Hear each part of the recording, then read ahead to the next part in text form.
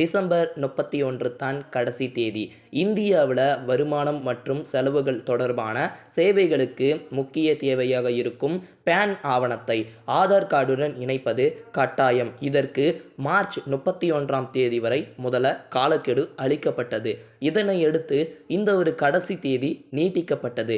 தொடர்ந்து பல ஆண்டுகளாகவே ஆதார் பேன் கார்டு இணைக்க வேண்டும் அப்படின்ட்டு கூறப்பட்டு வந்தது. இந்தியாவில் அனைத்து ஆவணங்களுடன் ஆதாரை லிங்க் பண்ணி வரும் நிலையில் பேன் கார்டையும் இணைக்க வேண்டியது கட்டாயம் அப்படின்றத சொல்லியிருக்கிறாங்க. இந்த நிலையில் தான் ஆதார் மற்றும் பேன் கார்டை வரும் டிசம்பர் 31ஆம் தேதிக்குள்ள இணைக்கணும் அப்படின்றதையும் உறுதிப்படுத்தியிருக்கிறாங்க.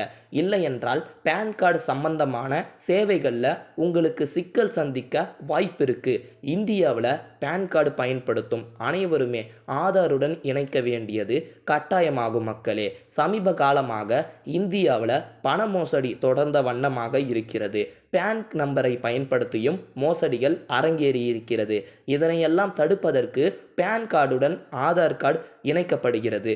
இதனால தான் போலி பேன் கார்டு உபயோகம் தடுக்கப்படுகிறது. பேன் ஆதார் இணைப்பினை ஆன்லைன் மூலயமாக எளிமையாக செய்து முடிக்கலாம்.